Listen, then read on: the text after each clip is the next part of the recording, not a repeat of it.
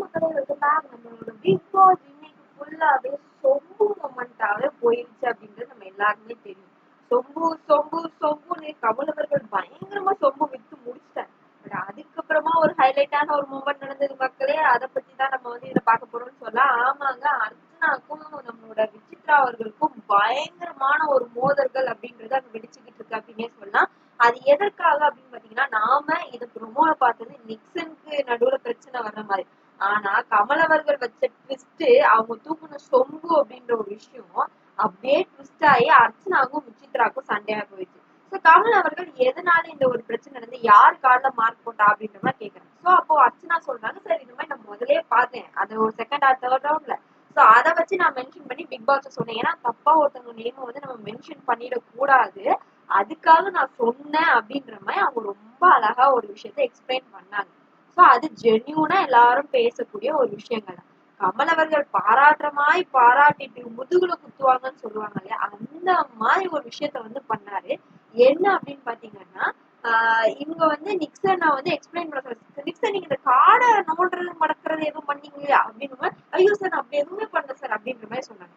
விஜயவர்மா நீங்க ஏதோ உன்னோட வெற்றிக்கு நானும் காரணம்ன்ற மாதிரி சார், அது அந்த ஸ்வாப் கார்டு மாத்த போட அப்ப நான் சொன்னேன் சார், அவன் எடுக்க மாத்த போனா நான் வந்து அந்த கார்டு தான் எடுக்கணும்னு சொல்லி கொடுத்தேன், அதுக்கு சொன்னேன் சார் அப்படின்ற மாதிரி.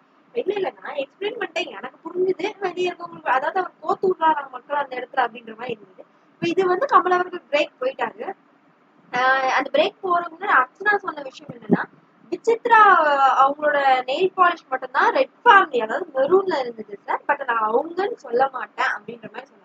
உடனே விசித்ராவுக்கு ஏறிட்டு, அதாவது தினேஷ் அவங்களோட நேம் சொல்லக்கூடாதா, விஷ்ணு அவங்க நேம் சொல்லக்கூடாது, யாருமே விசித்ரா அவர்களோட நேம் சொல்லவே கூடாதாமா. அது எப்படி அப்ப நீ இந்த வீட்டுக்குள்ளே இருக்க கூடாது, தயவு செய்து வெளியேறி போயிருங்க அப்படின்ற மாதிரி தான் ஃபீல் ஆச்சு.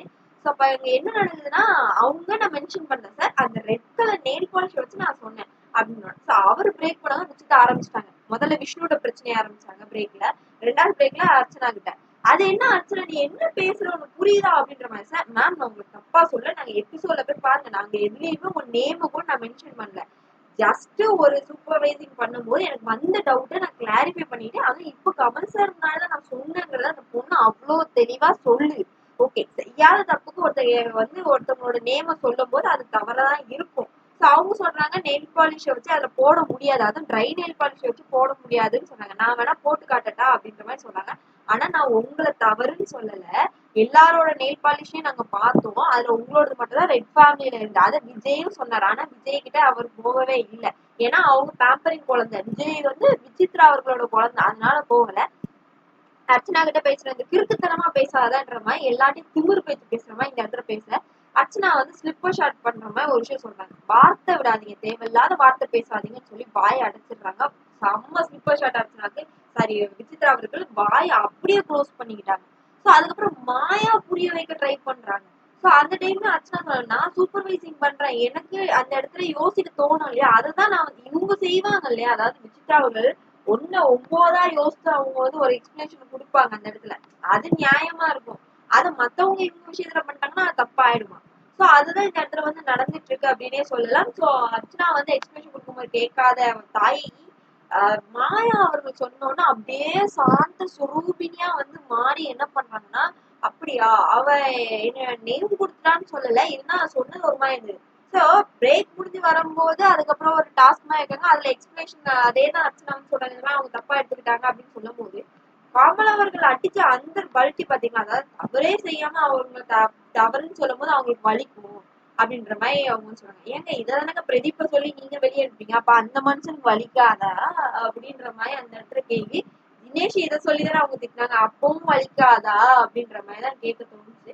பட் அர்ச்சனா கொடுத்தது செம ஸ்லீப்பர் ஷாட். பெரியவங்கன்றதுனால இஷ்டத்துக்கு வார்த்தைகள் விடுறதுக்கு இங்க யாருக்கும் வந்து உரிமை கிடையாது.